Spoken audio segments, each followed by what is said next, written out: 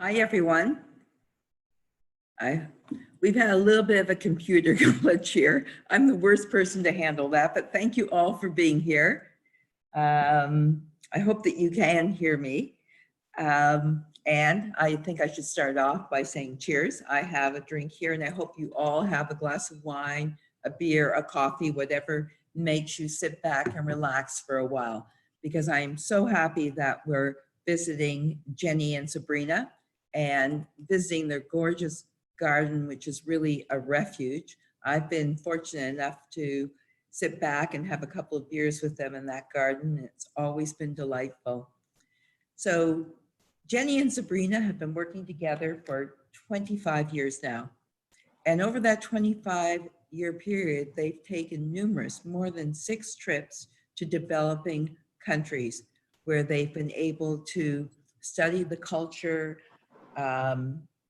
They have learned the religious beliefs of people, the current affairs, the political situation, architecture, and the arts. And they've become immersed in those cultures in these various countries. It's more than a passion for them.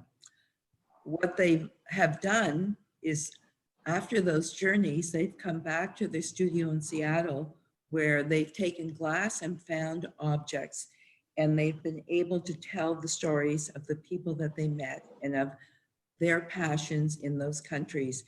And their stories, their art tells the work of the human spirit, empowerment, compassion.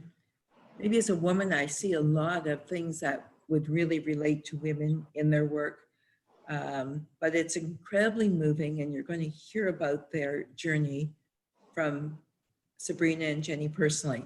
At the end of this tour, as always, we will do a Q&A, and I'll turn the program over to Daniel, and he will look after that.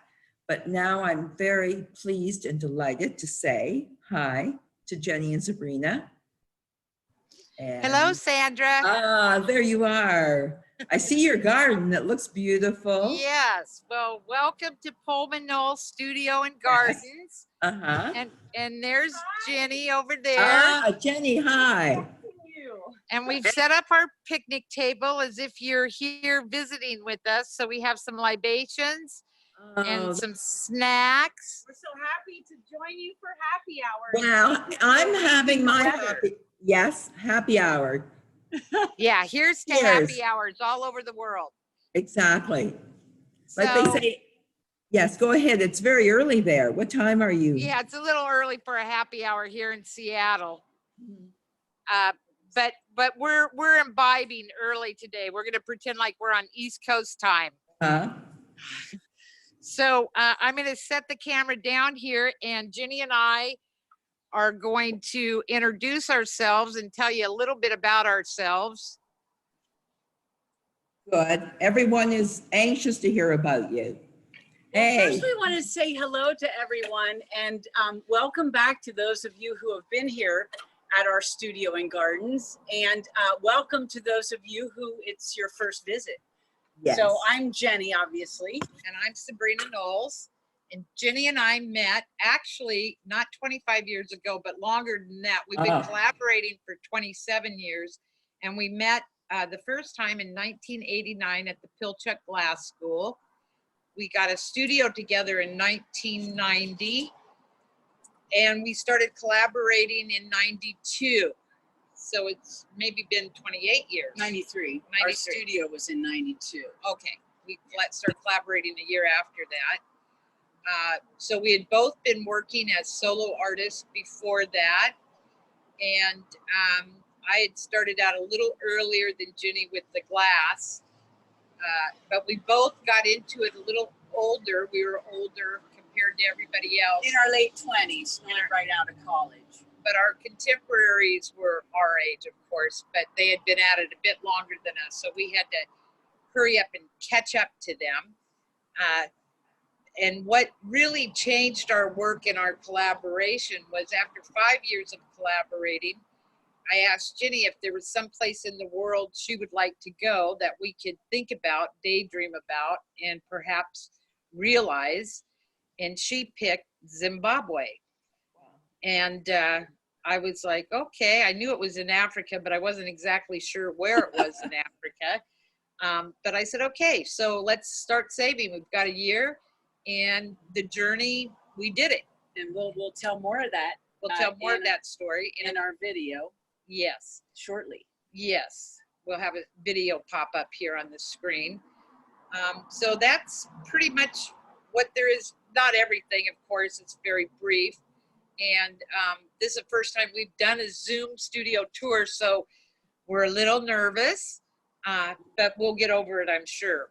But we'd also You're doing great. You're doing great. We'd like to thank the organizations. Well, first, all of our supporters, like you, Sandra, our gallerists, and all of the people who have supported our work and ourselves through the years, and also the organizations who have supported us through residencies. The Museum of Glass, Pilchuck Glass School, our local Pratt Fine Arts Center, and Wheaton Arts, because we've always maximized those opportunities, and they have been pivotal in our development as artists. So we like to say hats off, especially during the difficult times that we're facing now, and hopefully we'll grow out of quite quickly. And a big shout out to Daniel and Sandra for pulling this together and including us in this fabulous new way of doing things that we all are learning about. And it's very exciting. It's another challenge for all of us. It's a challenge for me too. It is a challenge. But you fortunately have Daniel, Sandra. We forgot to have children, so we're navigating this. Just the two of us. Okay, so far so good. You know, when you talked about giving back, I read that you actually give back yourselves, that you have established a scholarship, haven't you, for emerging students? We do. We should talk about this. It's not even really on our resume, but in our early days, we supported ourselves. I taught in many, many venues, and I created a class for teenagers, high school kids here in Seattle, and it was funded through several cultural organizations. Sabrina worked as a studio assistant for people in the hot shop for years. And of course, every month was a struggle to get the nut together to afford ourselves. But after about 7 years of this high school teaching program that I was doing intermittently, I decided that I didn't have the time to focus on it as much because our career was starting to kickstart. So when I left it, I talked to Sabrina and said, I really want to give back to these kids who have influenced me in more ways I could have imagined. And we decided to launch a scholarship fund for teenagers through Pratt Fine Arts Center. Pratt decided to name it the Pohlman Knowles Teen Fund. We weren't asking to have that much recognition, but we acquiesced, and every year we support that scholarship by donating one of our ceremonial liberation spears, in addition to a second offering for the organization's general fund. So, and that's been 20 years now. We established that in 2000. Yeah, so this year is the 20th year. So we've had a lot thanks for asking about that. Yeah, a lot of young people have gone through, and it's fabulous. Not all of them, but a few of them have ended up pursuing the arts. And working with us in the hot shop. And yes, actually coming around and becoming our assistants later on in life. Yeah. So that's pretty exciting. And just to know that you can help other young people see there are other avenues in life if they dare journey down them. And we recently did a session at the Hilltop program, which is down in Tacoma. It was founded by Chihuly, right? Dale Chihuly and another woman, can't think of her name right now. So we worked with about a dozen young people in the hot glass studio, and their parents came, and it was great because Sabrina had one bench with a group of students, and I had the other bench, and we did one of our split neck branch bird assemblages, which we'll be able to talk about very shortly, and we empowered the kids on the pipe. It was really wonderful. Very yes. Cool. Okay. So without further ado, we'll take you into the studio. Everybody top your glasses off. This is your opportunity. Okay. Now they're not fill up. I'll do that too. Show you what we've been working on lately. So switch the camera. I'm going to take this and flip the screen around. Here. Did it flip? Yep. Okay. Well, you saw some of the gardens. So we're going to walk up this way and enter our industrial studios. It might take a moment for the light to adjust. Incidentally, we'd like to share with our viewers that when we purchased this property in 2000, there were no trees, there were no shrubs. The beds were not raised. So Sabrina and I have poured as much energy into our gardens as we have in our artwork. And we kind of approach it the same. We have a bit of a vision, and then we intuitively just start moving forward, and the process reveals itself to us in the moment. So now you're in our industrial studios on the first floor of this building. And what you're looking at is our metal shop. Many of you are aware of some of our newer work over the last several years, and we'll talk more about this series specifically. But you can see that we are mocking up the metal to go with this lens with portraiture. And if we can just show you, each of these leaves is an individual element. And to create these leaves, we work with pipe, and we cut segments of this pipe. So then these two pieces come together through welding and form one leaf. So each one of these is created that way. And then ultimately we will cold work this little disc to fit inside this other piece of steel pipe. So it's a time-consuming process. We love the outcome. We really love the softness of the glass with the hard edge of the steel, and that will all get patinaed. Sabrina will do a real sweet patina treatment on there. Also in this studio, we have some warm equipment in the form of kilns, and we have a nice sandblaster. There's our compressor, high compressor, and we go into a very modest cold shop. It meets our needs. We do not blow glass here on location. We are not in the hot shop often enough to support a hot shop ourselves. We blow glass about 30 to 50 days a year, and the rest of the time we're working to assemble the works that we make, which require a lot of different assemblage. There's our sandblaster cabinet. What's great is that now that we have this industrial space, we do the glass blowing at Pratt, we come home, and then everything else we can do here. In the olden days, we had to go out to a hot shop and also to a metal shop, to a sandblaster studio. So this allows for more spontaneous creativity. How are we doing, Sandra? Is everything okay? No, you're doing great. It looks wonderful. Okay, just want to make sure we're not moving too fast. You know, it's not at all. It's hard for us to see with this little postage stamp. So the first time I visited you, you didn't have the space upstairs. No, thank you. I just tripped on a step, everyone. So oh, sorry. No, and that's really a good point. Welcome to the second floor of Pohlman Knowles Studio. And we built this studio in 2010. So there used to be a conventional 2-car garage here that had an 8-foot ceiling, and we stuffed all of our hopes and dreams from a Capitol Hill studio with 14-foot high ceilings into that garage, and thought we could last about 5 years, and we lasted 8. And then we built this, so we've been very pleased. So what we're looking at here, we call the series that you see in front of you our signature work, because these are the pieces that launched our career. They all have origin stories, and we tell these stories through writings on our website. But we're going to take a moment to just give you a little insight on these works that are in front of you. So we thought, oh, look, Sandra has a triple homage there behind her. Yes, exactly. That's lovely. It looks nice there, doesn't it? It does. Yeah, so we thought we would. Sure. It would be lovely, yes, if you can go in a little closer, it would be great. Just thank you. Yeah. Yeah, so this is our one piece in our homage series, and Sabrina's going to take over and tell you about this series. So these pieces are offhand sculpted. This is our first collaborative Venture. And back in '93. yes, and as I was saying, these pieces are offhand sculpted, which means no molds are used. So they're all freehand sculpted, although they may look similar, they're all different. So the bases have to be individually custom made to fit each figure. And I'm going to just give you a little technical information on these.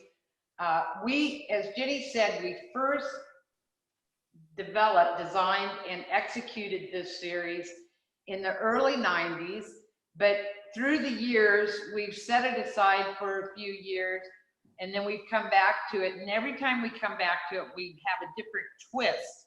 So for this particular set, to get the color in the glass, as many of you know, most tanks of glass are clear glass.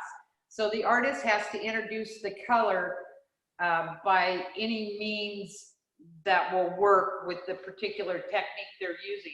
So in offhand sculpting, you either have to use powder or frit, some kind of glass colorization that doesn't need to expand, or you can use a color cut. So just real quick, so the piece that you have, Sandra, has some translucence, but not the same kind of transparency as we're looking at here.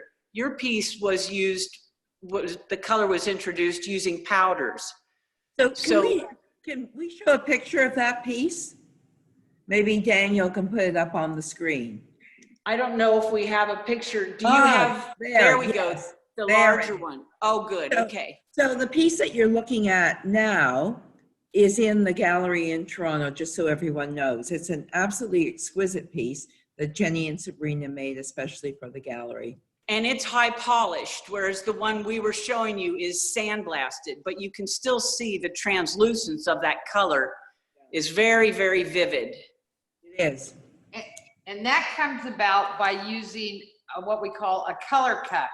So this is taking just a chunk of concentrated color like you use in blowing glass and blowing a cup like this.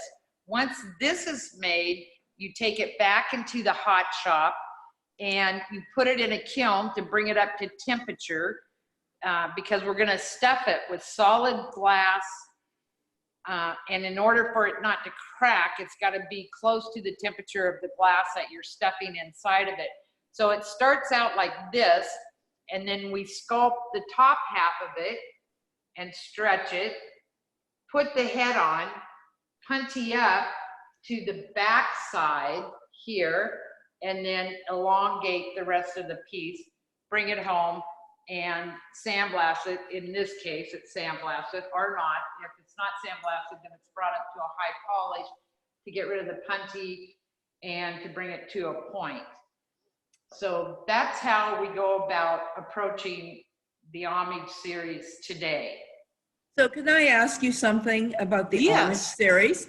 Because as you said, it's a very important series to you, and it was the first time that you collaborated together. What was the meaning of that series to you? What did it mean? The first figures that we made were presented a little differently. We presented them in a highly polished burl of wood, and the figures were also a little bit more ethereal, and that series was called the Ann Counting series. And that was in the early 90s. We had a lot of friends who were affected by the AIDS epidemic, and they weren't getting any attention. And of course, many of us had broken hearts because we didn't know what to do. Nobody knew what to do. Nobody knew what it was. Not a lot like what's happening now, but it was similar in that it was a brand new pathogen that nobody knew how to deal with. Only in those days, the governments weren't dealing with it. Everybody was making mistakes along the way. But it was our homage to the AIDS epidemic. It was us saying, those who died. hey, this is happening. right now, right here, and it's really sad. So it was a very emotional piece for us, very emotional. We only made 7 we made pieces. 7 of them. And on the burls of wood, we would take a triangle piece of copper, and we would, in those days, you would call the library, and that's how you got your information. And we would ask how many people in the United States had died of AIDS. They would give us the number. We would punch that number into the triangle, and with the words "and counting ... ... and then of course invert the triangle, attach it to the wood, and that was a piece. So we made 7 of them, and when our good buddy who inspired the figures died, we stopped making the pieces. We stopped making them entirely, and about 2 or 3 years later, we really kind of longed for the figures themselves. And by then I was learning how to weld, and so I created a whole new way to display the work. So we've cycled through the emotions, and these series, all of these series have been evolved through time, and we never really retire a series. We're always, and I think that's because there's so much content in our work that we don't really lose the philosophical quest of a lot of these works, but we're always revisiting and bringing forward, and we never really have a timeline. Yeah, we're very intuitive that way. And the intent with the homage was to convey a feeling of reverence or a prayer of homage, actually, through a gesture in the glass. And in this case, it happened to be the bent shoulders and the bowed head. Yeah, just subtle gesture. And that conveyed the feelings we were feeling. And as Jenny said, we went back to it because we longed for the figures. We love these figures. And we wanted to present them in a way more as a thank you, an offering, a blessing, just for life in general, how precious it is. Well, it's seen in the series, definitely. Whenever I look at the series, it has so much passion in it and so much feeling. It tells a story. All your work, I think, tells a story and tells a compassionate story. We actually start with the emotion. You know, generally there's a desire within us to communicate something that we're feeling visually, and then kind of like by whatever means necessary, but generally glass is the greatest influencer. And that's where your work is very different than a lot of other artists, because you can tell a story. Like there is a passion and there is a story in each and every one of your pieces. Well, so we're going to tell you a couple more stories. Okay. We won't take too much of your time here. We've got quite a bit ahead of us, but this is an assemblage, an experimental assemblage of ceremonial spears. And we made our first set of spears after we returned from Zimbabwe. The cultures we visited were not spear wielding people. They were agrarians. But we learned about a spiritual leader who tried to thwart the colonial efforts by the British, and she actually had her people ultimately rise up. And of course, their spears were no match for the British hand grenades. So there are more stories like this on our website. Our battery's slow. Did we lose you just now? Okay. There. Okay, we got to plug a charger in here real quick. I think so. Okay, there we go. Okay, and then we thought we'd show you, we mentioned the Hilltop students that we did the bird assemblage. And this is a Sankofa bird pot. The branch and bird are separate and they're calipered to fit within this pot. And so that takes a little extra skill in the hot shop. We make the pot first, and then you can see we go in with these layers of adornment. So each one of these beads is hand selected, and there's a grace to the curvature between the branch and the bird. There's got to be some continuity for us, or else you won't see it. So we do make these, and they don't quite get to market, so to speak. Sabrina works with a team on the bird. I work with a team on the branch, and we marry them hot in the hot shop. We have one opportunity to assemble them hot in the hot shop and find that balance point. We can adjust the bird so it doesn't look like it's falling sideways, but we can't really adjust it up and down. So this is a particularly successful assemblage in that we maintained the curl of this branch. It did not get overheated. It did not stretch out from the weight of the bird. So it's a pretty intense process. And also all of this is on one punty, the whole bird branch assemblage. You can see on this piece, the palette is quite a bit different than the other piece. See the beading there. Maybe just go back down A little to that closer. beading. Yeah, that would be lovely for people to see that. Yeah, now, and these beads, the little shells, the bell shells in the middle, those are antique West African. So we started our bead journey with a couple strands of very thin beads like this little brass strand on the exterior here. And before we knew it, we were going to the Tucson Gem and Jewelry Show and collecting beads from traders from around the world. And we select different materials, shapes, sizes, textures, colors, and that's... We've actually visited the villages in West Africa where they make these beads. They use the lost wax casting method without electricity. So it's pretty phenomenal to see how they do it. Because Jenny and I... Each one of these little ridges, stop it for a second, Beanie. Each one of the little ridges that you see on these bells represents one strand of wax, literally. So they make a wax positive. For any of you jewelry makers or any other folks who have tried lost wax casting, think about doing it without a centrifugal force machine and just firewood and coal. Right, just using gravity. It pretty much blew our minds. Okay, so you'll see more of our beadwork as we examine this particular assemblage. So this is called a tapestry fragment, and it is literally a small scale and rearranged version of a larger assemblage that we did.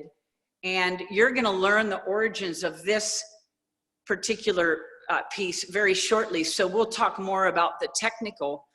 What you're seeing here is an assemblage of individually blown elements, each of which has a meaning of healing for us as the artists. Even these little kind of whirligigs become representative of roots and healing, pods for rebirth and regeneration. The vessels can contain medicines, elixirs, feathers for flight, hands for helping, and then we make all these links, these individual links are hand assembled with beads selected by us one at a time. We're going to do a little demo for you downstairs shortly.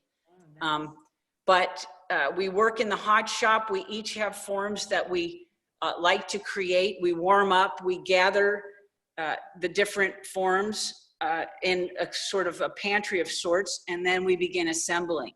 So we'll do a little bit more of this explanation downstairs. So I think this might be a good time, unless Sandra, you have another question for us about these pieces, it might be a good time to have Daniel cue up that video for us that explains the origins of the tapestry series. I think that's a good idea. Thank you. Okay. Dan? Okay, thank you very much. Okay, we'll see you in a minute. Okay, great, thanks. So I hope you'll enjoy this. This will be interesting for you to see.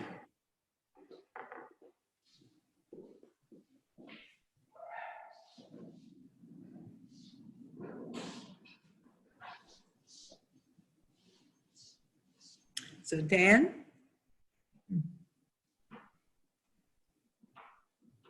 Ah.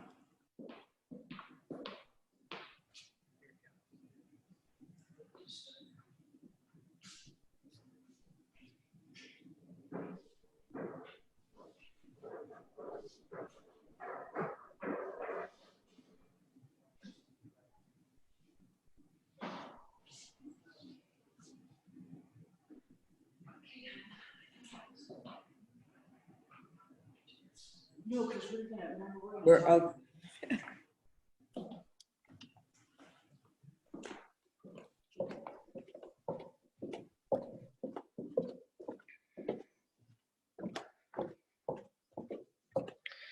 Can you hear me, Sandra? I can hear you, and I'm not sure whether we have a little technical thing. We have I was the gonna say, mouth. I don't hear the audio for the. So do I. So we have to refer to Daniel. Dan, do you have the audio for that video? We might have a little technical issue, but if you'll bear with us. I see a brick wall. Okay, we're back in the garden. Okay, you're back in our garden? Yeah, sorry to everyone. If you'll just bear with us, we have a great video for you to see that explains a lot of Sabrina and Jenny's work. And I think it's going to start any minute now, any moment, I should say. Okay, Daniel?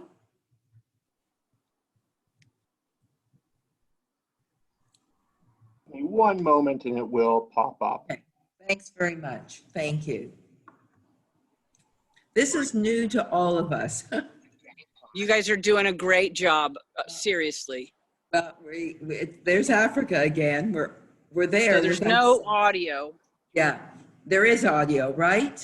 So we're just waiting. There is, but I'm not hearing Yes. any. I know. So give us, if everyone can just take another sip of their drink, and hopefully we will get this video going very soon. You look great, Sabine. Look at you. A younger version. We could narrate this live. Well, why don't you go ahead? Good. Why don't you narrate it You live? may have to do that. It Yeah, is that would be- playing sound on my computer, but for some reason, people can't hear it. So I will start it from where we are. Okay. Okay, Here so we go. you see Okay. it? We would love Yeah. to. Go ahead. Okay, so that's me. So Sabrina mentioned that the two of us, can you pause it for a minute, Daniel, so I can catch up? Yes. Okay, so the two of us took that trip to Zimbabwe, and everybody said, why are you going to Zimbabwe? And I said, because I want to see these ancient stone walls that were built 1000 AD without mortar and still stand today. And when the British, who were coming through Zimbabwe in search of diamonds, found them, they refused to acknowledge that they could have been built by the Africans, because at the time, the late 1800s, the definition of civilization, one of them was to build with stone. So they would have been unable to justify what they were doing if they acknowledged that the populations they were destroying were civilized. So this is called the Great Zimbabwe, and Zimbabwe is a word that means stone, house of stone. And now you can turn it on, Daniel, and I'll try to keep up. So all the walls are curved.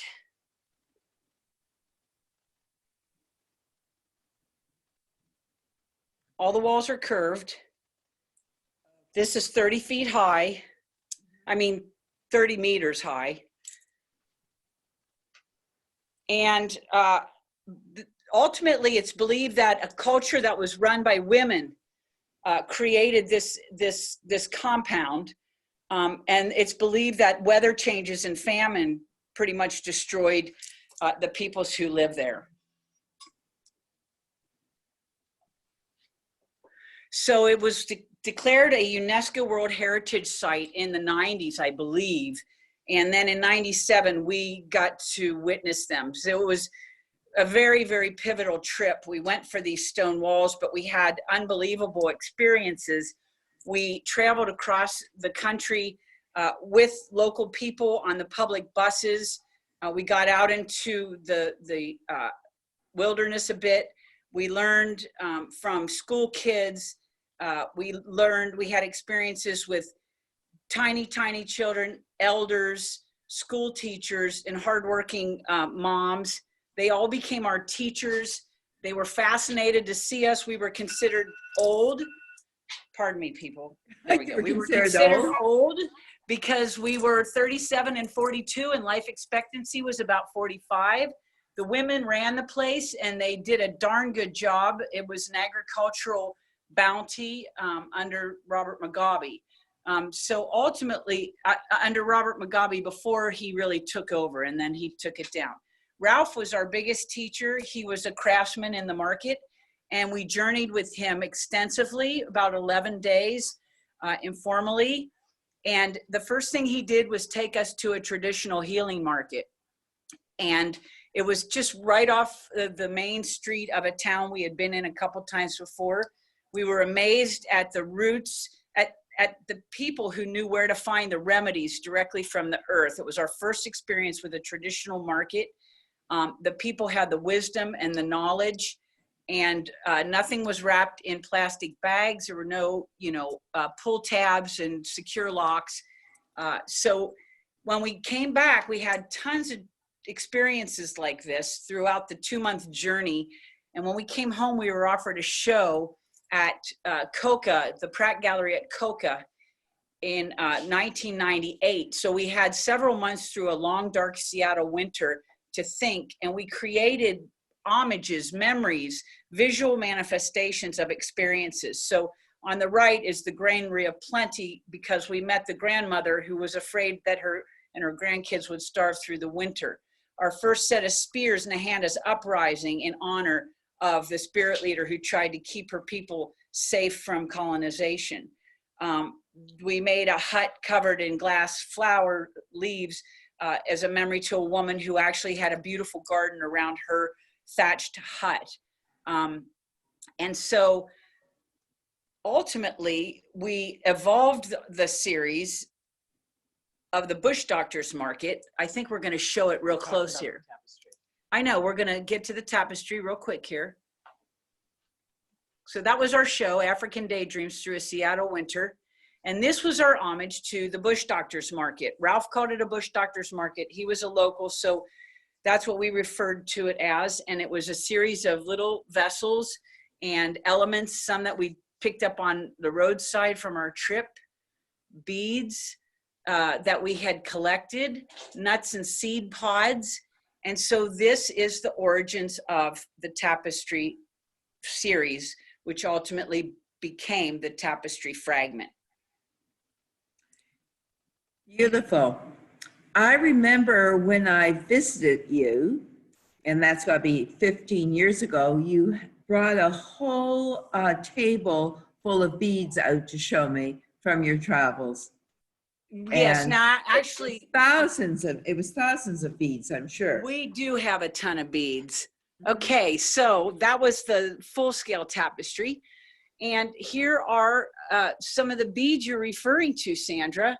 Can you Yes. see? Is that a good view? Yep, it is a good view. Maybe just a Okay. little bit more down. But A little closer. yeah, there you go. So you can see, we, believe it or not, this is organized for you and your crew here, your team. This room is sort of a state of controlled chaos.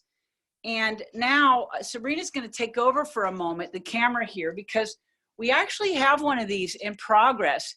And this is going to be a very beautiful assemblage. We have obviously our bird, and you can see we begin with this raw chain. And by working with this raw chain, it allows us to manage the spacing between everything. So these pieces are all about balance, harmony, etc. And we start with our major elements, and we get a sense of balance here.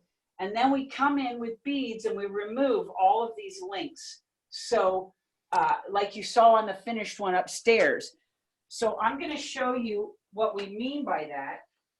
But Sabrina might first want to just show you our pantry. So our pantry, so we go into the hot shop and we make our favorite elements that we each as an individual like to make. Jenny takes one form and I take another, and then we bring them home and clean them up and stick them down here. You can see our pantry's a little bare right now. We need to get in the hot shop again. COVID has kind of shut down our glass blowing opportunities for the moment, but we anticipate starting up pretty soon. And then we have all these beads that we can choose from to get the assemblage in order. So here Jenny is, she's taking a piece of. So we intentionally work with this more brittle brass so that in shipping, these links don't bend, because it would be difficult if they started to bend and contort.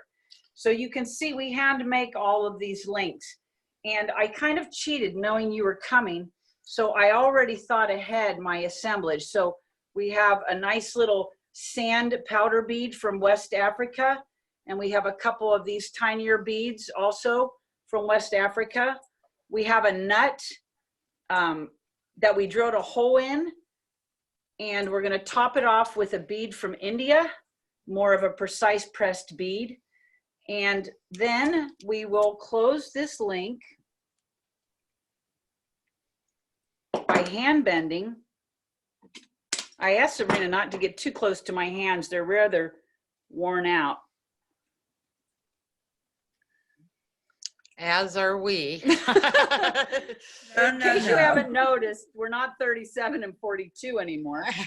Okay, so see, there's my link. Now, I did premeditate this thing so I would not flop with an audience. So we're going to come over here then and decide that it should go right here. And you can see by using this big seed, it fills this space super nice. Beautiful. And then by narrowing here, it allows this O-ring, which we've made by hand, to have its breathing room. So this is it's controlled chaos. Later, after it starts to come together, we might remove this link and not use it or whatever. So it's a whole different energy.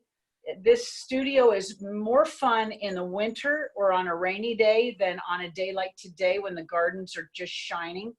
But you can see that the kind of work we do satisfies all of our ADD, and we're constantly doing something new, but all to create a piece. So now you see how the tapestry fragments come into being.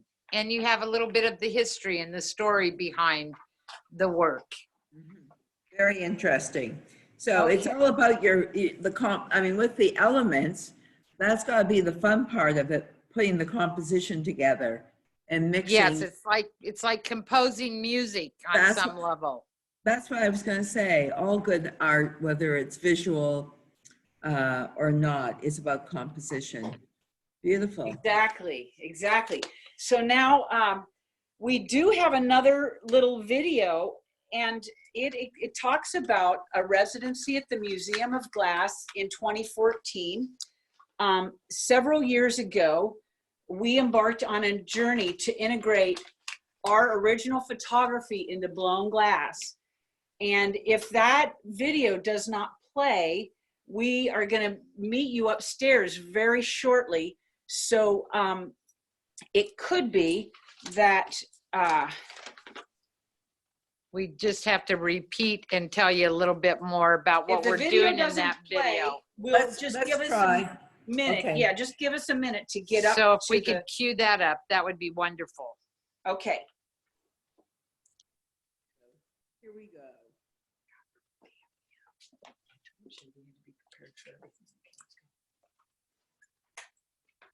So is there sound to this, Dan?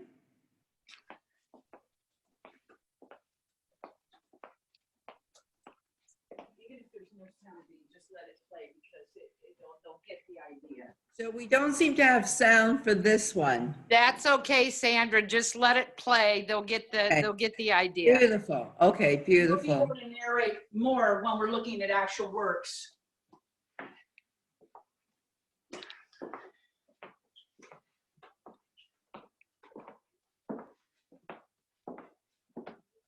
So if they could hear us, you could tell them a few things. The handwriting.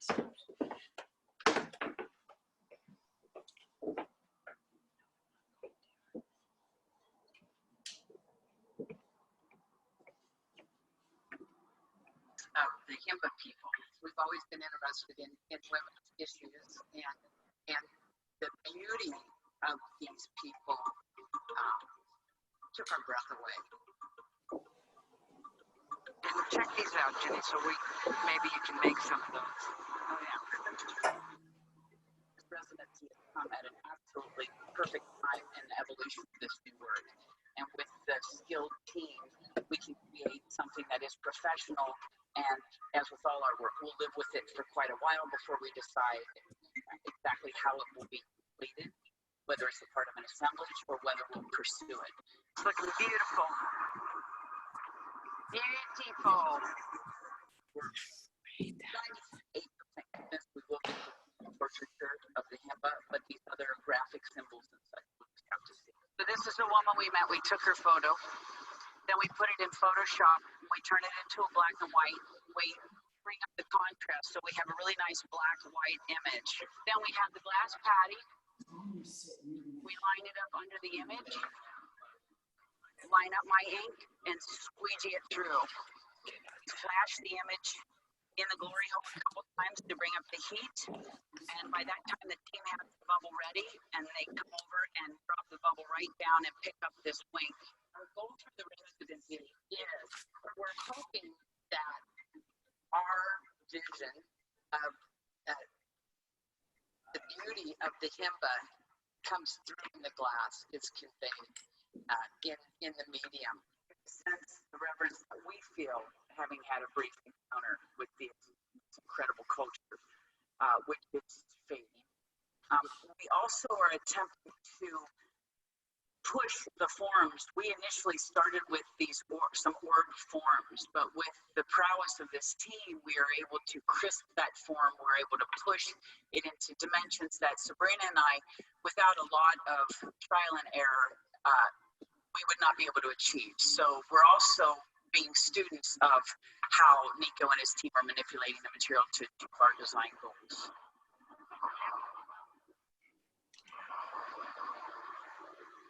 We love the Museum of Glass. This is our third residency, and each time we've had a residency, we've explored something out of our normal comfort level in our genre. But simultaneously, with this incredibly new body of work, by not sweating over the perfection form, we're able to free form in our mind. Do we want to pursue this form? What is the imagery saying to us? Are there other issues that we can focus on creatively outside of the technical mastery of the material, which is something we've not really let go in the past. And also, when you're in the process and when you're observing, you can see something that you don't necessarily see if you're working it, but if you're outside of it and looking in, you could go, oh, we can do this and turn it into this. So Jenny and I have always been process oriented, and so it's really nice, because even yesterday I was looking at it going, okay, now we're going to take that, now we're going to do this, and so now today we've completely lost our focus because the opportunities are endless.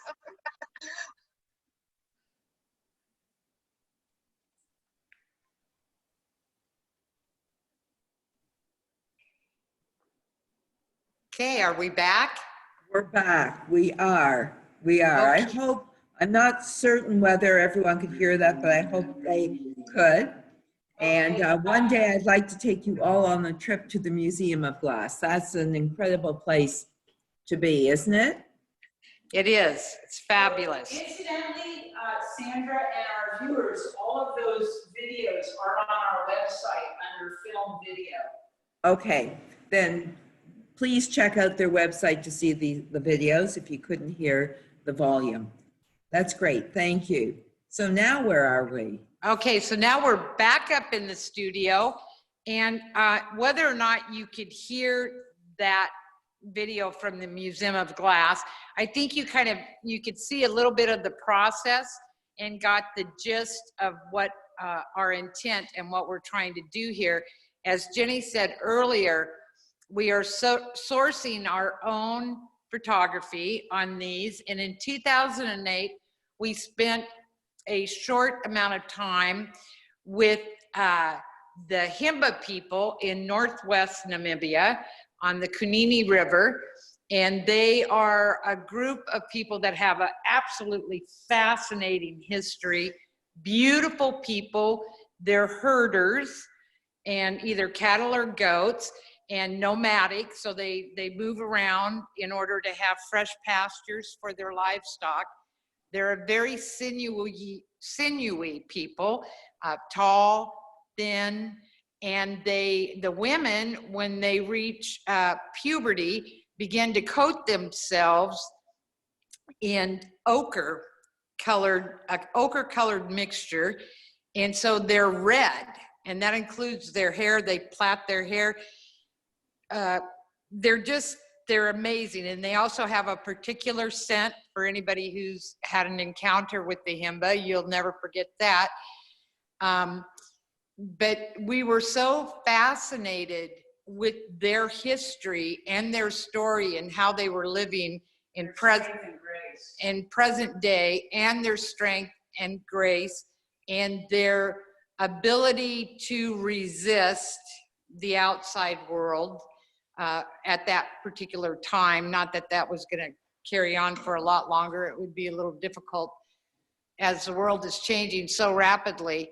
But when we got home, we printed out their portraits, because we always take portraits of people when we travel, and it's always a symbiotic, you know, we don't take sneaky pictures or anything like that. We ask permission, and we oftentimes pay or trade, barter in some way for the imagery.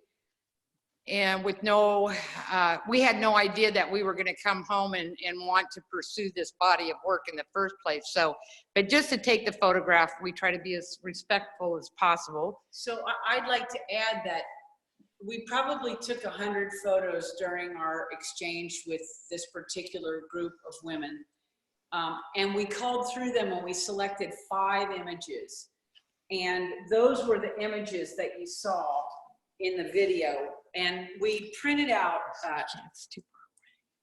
11 by 17s. That was the largest print size we had. And we lived with those in our studios for almost a year before Sabrina said to me, I want to get their essence, their strength, and their beauty in blown glass. And that's what started the whole journey of experimentation.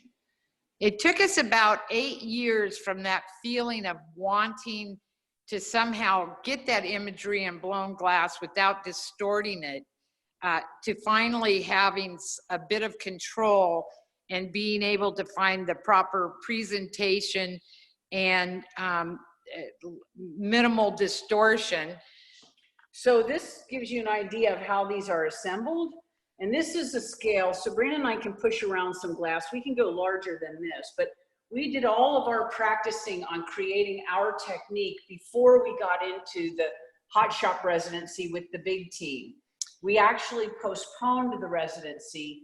They allowed us to put it off for a year while we went in the hot shop at our expense and did trial and error on how to control distortion and minimize distortion unless we actually wanted it. Well, that's a little technical insight. Right, because the lenses are a lot of glass. They're heavier than you would think, because we don't want the image to appear like it's just tattooed on the surface. We want it to come through that the image is itself glass and embedded into the glass, so that would give a bit more of an ethereal look.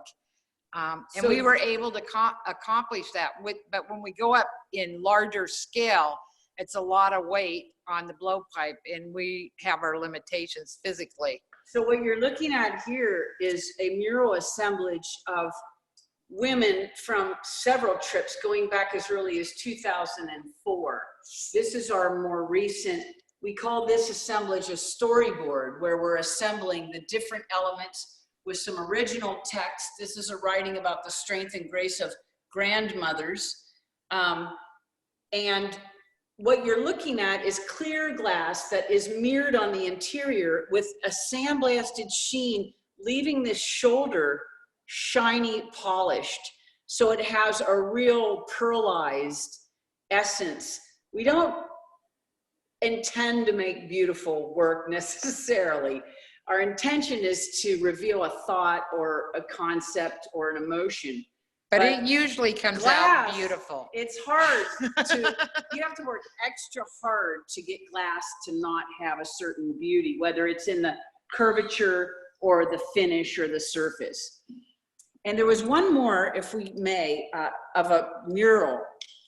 And that, I wondered if Dan, we have this stage so high in our studio. This was our first mural assemblage. And we're super excited about this. This is almost to us like a newspaper in visual 3D. It's a chronology, a log. It's, that's why we called it a storyboard. And these are women from Namibia, and again, original writings and bird imagery. And Daniel, can you pull up that slide of this piece for us to show the audience? I think we have, yeah, there you go. So now you can see it at a better angle. And then if you wouldn't mind showing the detail, I believe you have a detail. Yeah, just one quick moment to pull that up. No worry.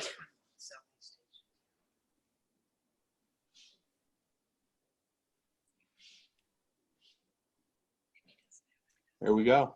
There you go. So see, you can get a little closer. Anyway, so the bird, you know, okay, so now you know that we're pursuing a little bit more than the portraiture. Even in our earliest studies, we kind of went into bird and tree mode. There's something symbolic about birds and trees in our lives, and I think most indigenous cultures have an affinity to birds and trees, and most of you probably have an affinity to birds and trees. I think it's part of the human experience. So what we've done in some of these newer pieces is stepped back from portraiture. So what you're looking at here is literally in raw form. Since you're in our studio, we'll share with you our little technique for mock-up. We've just got some thin copper wire here, and we've got these little amber tears or raindrops. You know, it's really up to the interpreter. And this is a tree branch assemblage. And then the steel, this was how we started to determine how to suspend this curtain of tears or rain over the lens. So this is just in mock-up form. Quickly, we realized that our mount system for this particular piece, we love the structure of it. Again, that's going back to that pipe. The mount system is a little bit tedious and might be difficult for individuals unless you flew me out to install, which I'd be happy to do.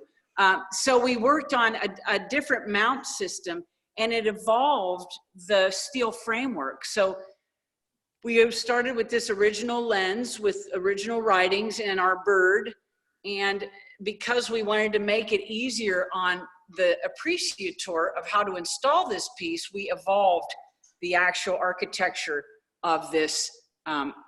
It could be a temple roof, it could be a covering, it's hard to say, but you can see now this piece is actually finalized at this moment. In other words, Sabrina and I feel really good about this piece, but we've just finished it. And so we live with things for a while before you'll see them out, because they are like studies that help us follow the trail.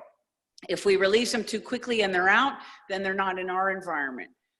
So what we have here is we've actually spun little spring wire to cover the raw bare wire to add an additional element.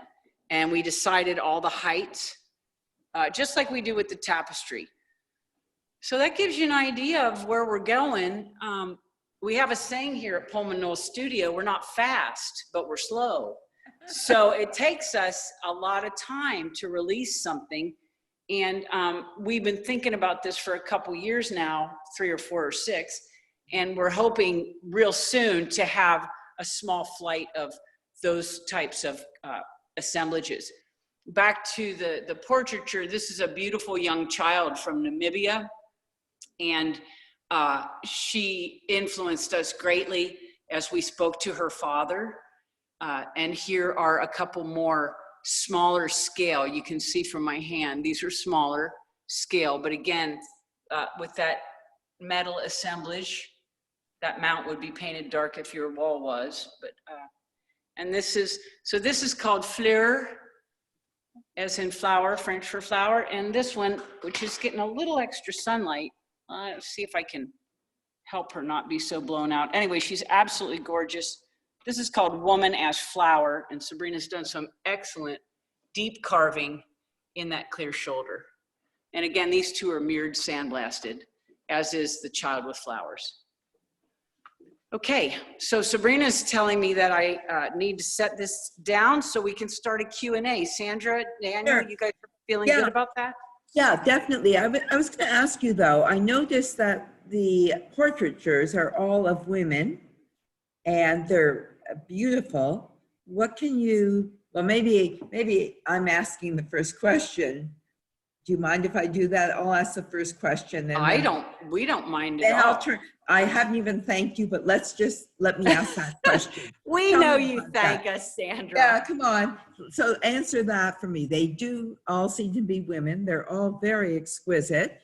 And tell me about the women that you've encountered, and is there a reason that you focus on women? Well, because we find them nicer to look at. Too funny. But other than that, when we visited this small family group, the men were not there, except for in one case. And Actually, I'd like to go a little deeper. We've always photographed women because women, everywhere we've traveled, women have kept these cultures together, whether it's in the United States or in Thailand or in, Namibia, Zimbabwe, Botswana. It's the women who do the daily work, who keep their kids safe and healthy, who provide the shelter and the food. and school fees. So we just, the strength, grace, and wisdom of women is so unsung that Sabrina and I feel compelled to sing it as often and as loud as possible. And we always have. And they're beautiful. They are. They're exquisite. So now I think we should open it up. Thank you very much. I won't say goodbye just yet, but I think we should open it up to our guests who are. Are we positioned okay, or is this all good? It's all good. Yes, your voice. How does their voice sound to you, Daniel?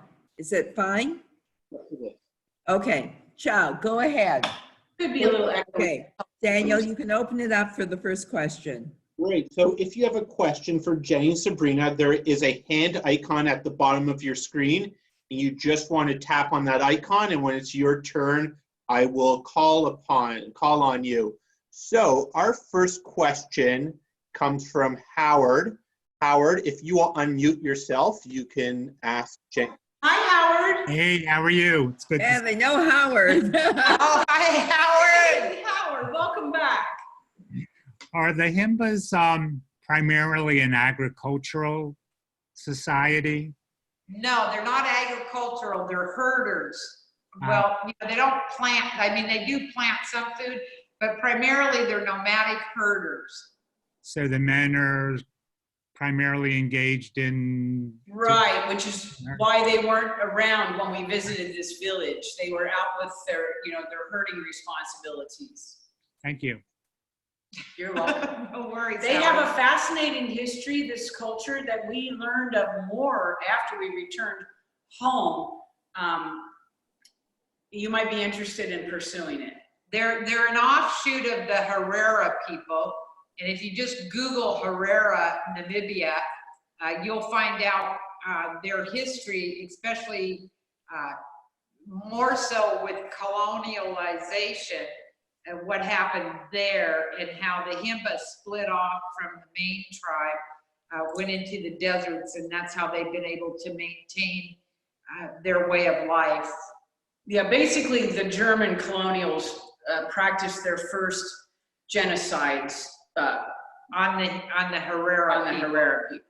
It's not a pretty history. It's not. Thank you. Great. So our next question comes from Tom.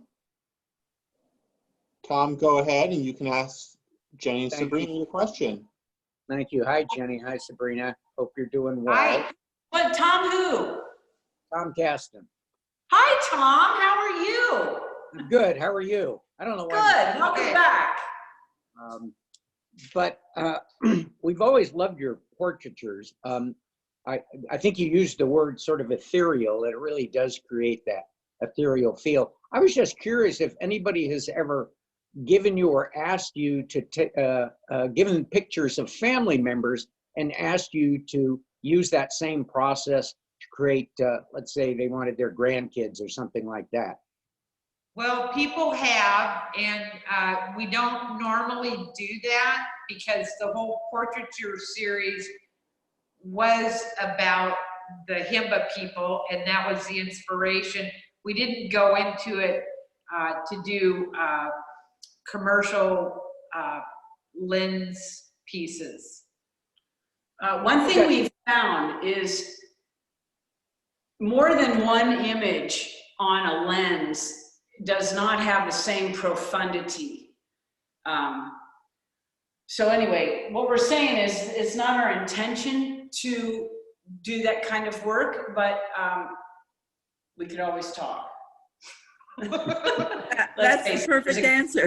Sounds like both of you need to talk to each other first. COVID crisis. Food for thought. We would talk through Sandra, Tom. You would talk to Sandra. Sure.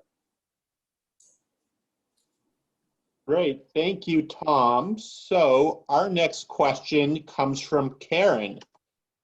Karen, oops, go ahead. You can. Karen. Karen Hi. Weedman. Hi, it's Karen in Michigan, and I've been to your gallery, your home, your studio, and I recently purchased She Who Remembers that you did, I believe in 2015. And I'm noticing in your studio, you don't have any of the big women's heads, the African heads. The carved heads you're talking about, we can't hear you very well. Yes, the carved heads. No carved heads in your studio. Well, we do have a couple. They're not completed. We cycle through our work, and those heads require a lot of prowess in the hot shop. So when we do those, we do them in a flight. And the ones that we are completing today were blown several years ago, maybe 4 years ago. I take the lead on those pieces, and I had a major wrist surgery in 2012, and so it took several years to get back in to that kind of sculpting. But so we do have heads, and We do make them. what is your question? You're just curious if we still make those pieces? You know, as we said earlier with the homage and with many of our series, oftentimes we stop making different series and we'll go years and not make them, but it doesn't mean we don't go back to them when we feel like it's good to do it, when we have that feeling of going back to them. And as Jenny said, because of her surgery, we put that series aside. But we did do a run, but we did the run in maybe 2014, 15. But this is an opportunity for us to explain quickly. You know, the heads are representative, again, of the strength, grace, and wisdom of women. We are not trying to emulate tribal masks or any particular culture's mask imagery. All of the lines on those faces we came to intuitively as we were working on the pipe. We minimized the eyes quite quickly. We started adding crow's feet as we got older. You know, the tears came, the scars came. So they, you know, are, a lot of people say they're African, but to us, they're Jenny and Sabrina. Every culture, ancient culture, did some kind of head form at one time or another, and these are our head forms. I love it. I love it that you're naming it after the city. Thank you, Karen. I was in Africa when I was 18 years old in 1971. So I just purchased yours. She Who Oh, that's awesome. Great. So our next question comes from Beth. Beth, go ahead. You can ask Jenny and Sabrina. Hi, I'm not seeing an image. I don't know whether you can see me. We can just see your name on the screen. Oh, okay. I'm not familiar with your art, so I found this session incredibly exciting. I love how you connect the different mediums like metal and glass and photography, and I love the layers of conception and aesthetics, and you just make me want to go away and write some poetry. I guess my only question for you is, I'm a retired academic and I used to work in Africa a bit, and sometimes I would do a bit of photography, and when I had the opportunity, I would revisit people and show them finished products, and it was always incredibly exciting. And I wondered if you had had the opportunity to do that.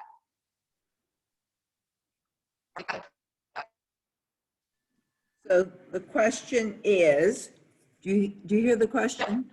Dan, maybe you can repeat it. I think are Jenny and Sabrina with us still, or have we lost them? I'm not sure. Oh, we lost them. It looks like we've lost them.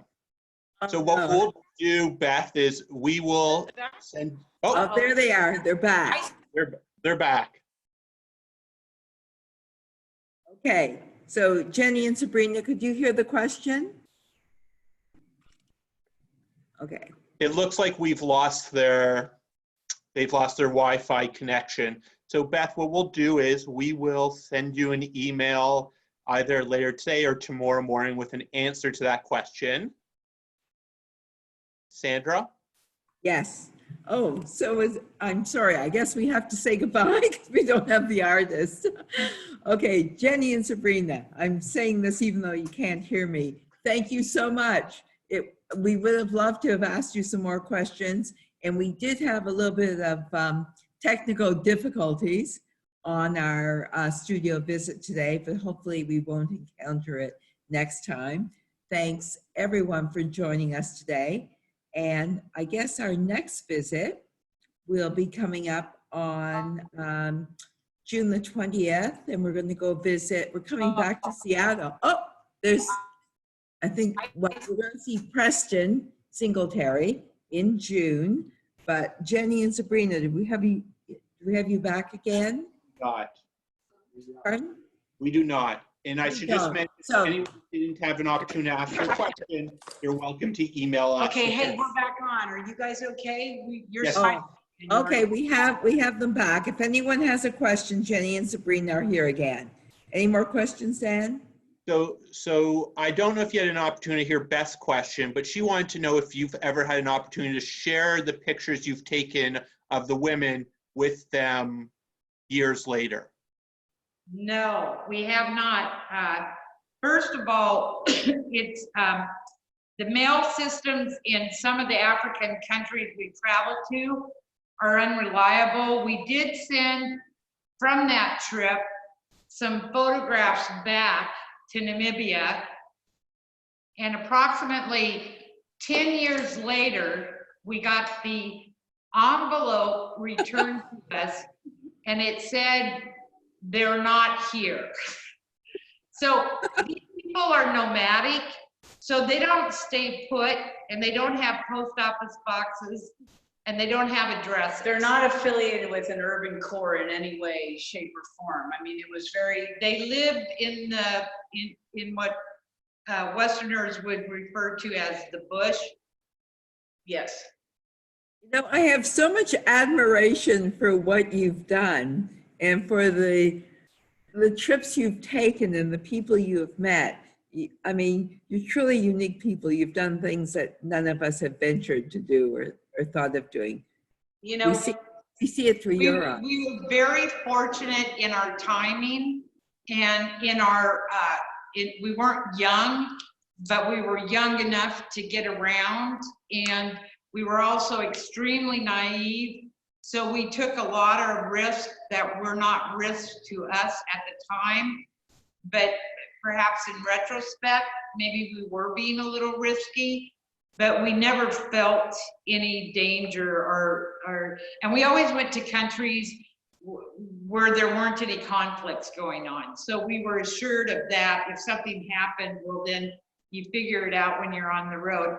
And there's an amazing underground of young people who do and probably are still doing exactly what we did today in developing countries.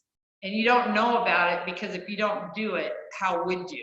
Well, when we were on foot, we barely met Americans. We met a lot of young people from Britain, Ireland, Germany, from the European countries. So it was not necessarily on the radar of our youth to go take a tour through an African country.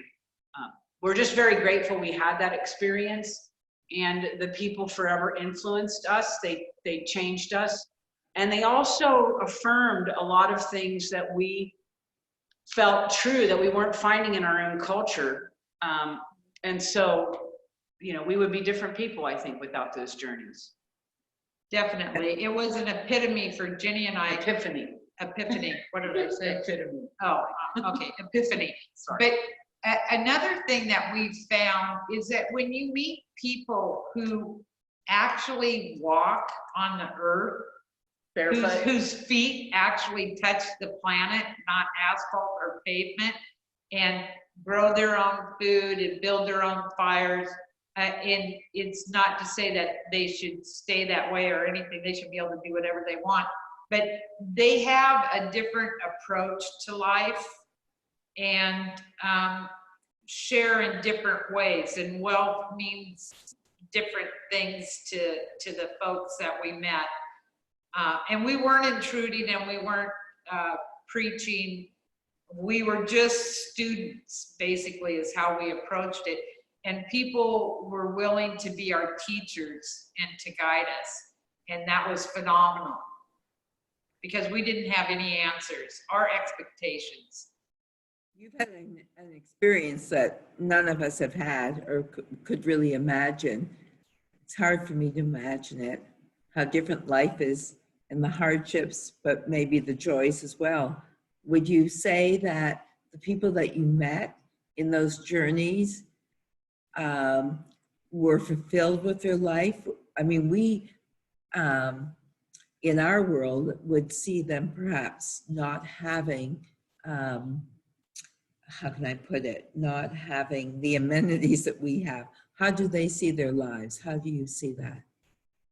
I would say that each culture we met with was different. That first trip to Zimbabwe, we have never experienced people more joyful and more trusting and more honorable and honest. And we have chased all of our journeys subsequent to that were an attempt to chase that experience of meeting people just so open and honest. And these were people who, their toothbrush was a chewed twig of a certain tree that would spread and become bristles. So these were people who gathered river grass. The women would gather the river grass seasonally to rethatch the roofs of their huts. But their spontaneous joy was almost more than we could bear. And their sorrow was super, super deep. But we've also been in cultures that have been impoverished by Western expansion, and they kind of are straddling the divide between their traditional lifestyle and the destruction of the Western imposition. So, but in every case, trip is different. In any case, a woman's story is usually not an easy one. There are a lot of sacrifices. There's a lot of hardship. There's a lot of strength and there's a lot of joy. But would I trade places? Absolutely not. You know, but I'm Western, so Well, but there's, you know, they might find joy in something that I didn't. But I could never just. Without being negative, you know, I would not want to be a woman and get old in some of the societies that Jenny and I have witnessed. well, there's great patriarchy. It's a global phenomenon, and we still study to try to understand how it became a great patriarchy, because it didn't originate. It was an egalitarian, a great egalitarian experience, the human one. And then something happened, and it didn't just happen in Western cultures, it happened around the globe. So would you say that the life expectancy in these countries is still the same as when you started your journey like 30 years ago? Zimbabwe is worse. Right. The Zimbabwean government destroyed that nation. And I think the life expectancy of women is something like 32 years old. Well, you know, it depends on what's going on. Like with the AIDS epidemic, that wiped out practically a whole generation. Jenny and I mean, we were in our 40s. Jenny was in her late 30s. I was in my 40s. We were grandmothers. We were old ladies to them. Can you imagine what they think right now? We'd be ancient. Think that we were returned from the dead. They'd be running. But yeah, they'd be frightened. So, you know, and now I'm sure with once the coronavirus hits everybody, it's, you know, again, it's just going to be another devastating blow to a generation. So it just depends on the country. It depends on, you know, how, if the Gates Foundation is able to get in there and eradicate malaria and all the other diseases that are going on. So it's, you know, it's all individual and it's all different. And you have to be there. I think the thing that we learned too is if your culture can meet its 5 basic needs, you know, the water, the food, the shelter, the stuff, without working itself to death, which is what it seems like we've done to ourselves in the West, that we just overwork. There is joy, even if there's trauma from a lion dragging your grandpa out of a hut one night. So there's greater joy to be had if those needs of yours are met and you're not overworking to get there. Well, out of what you saw, you've created beautiful art for all of us to enjoy. Just exquisite art. Daniel, do you have any other questions? Yes, I have 2 questions that have been emailed to me. The first question is, do you include a story, a backstory with each piece you make for the purchaser? Every series that we make on our website, you can find the origin story for that series. So we do not hand off a piece of paper that tells the origins of that particular series when a piece is sold, no. But we would upon request, because we've explained all that and written all that, and we actually, under portfolio on our website, we have a writing section, we have a film section, and we have a photography section in addition to our sculpture section. So it's all there. Mm-hmm. And if it's not, let us know and we'll get to work and tell you where it came from. Because all this, we don't just put pen to paper and pop out ideas. It all is something, and it percolates very, very slowly, which is evident in this portrait series. The experience was in 2008. We had our first body of work to show in 2016. We're not slow, but we're slow. We're not fast, but we're slow for a reason. And I should also mention, Jenny and Sabrina have a fantastic book, which is— Thank you, Daniel. Look who happens to have it in her hand. Look at this fabulous book. 25 years of collaboration, Synchronicity, 25 years of collaboration, published by Troya Press, in alignment with a show at Bainbridge Island Art Museum of the same title. And we're pleased to say there are some stories about our work, but there are also some beautiful 4-color plates. And you can actually go to our website and purchase it. I think it's $35, which includes shipping and handling. Okay, thank you. Our last question comes from Tasman. She would like to know if you have an anthropology background as well as art training. As well as what? Art degree. Art training. Art training.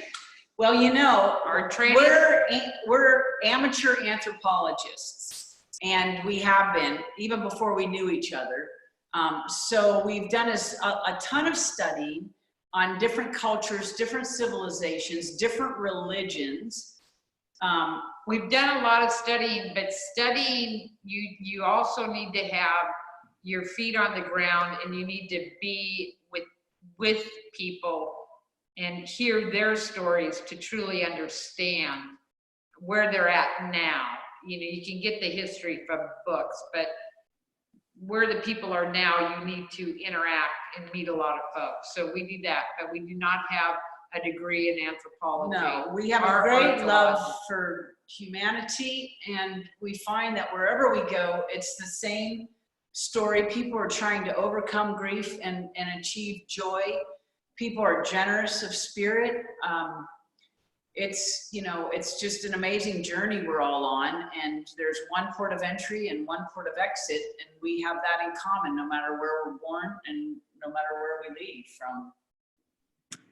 Great, thank you. Now we may have one more question from Howard.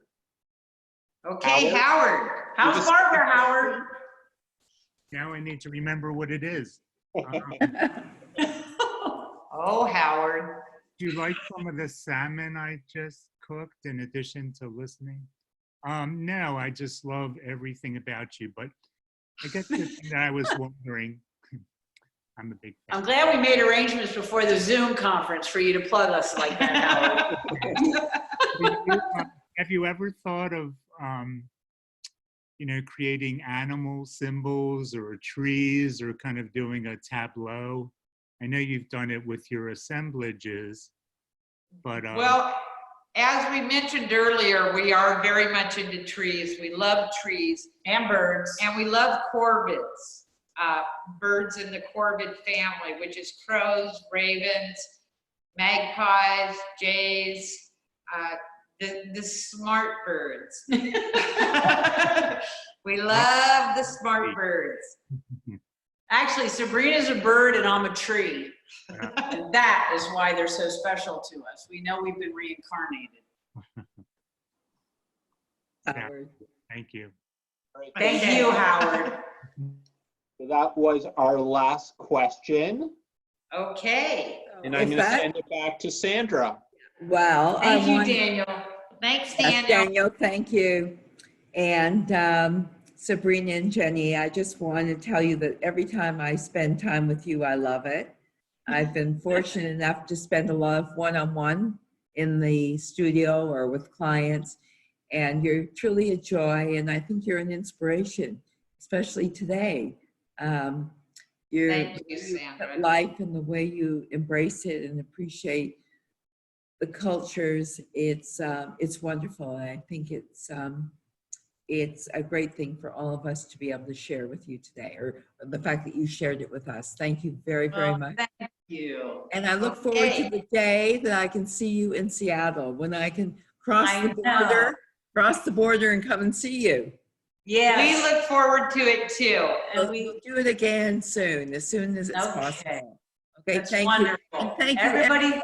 stay safe, everybody. Yes, Okay. stay well and stay healthy, and good night to everyone. Thank you. Okay, signing off from Bye-bye. Pohlman Knowles Studio. Bye-bye. Bye. Ciao, ciao, Bella. Ciao.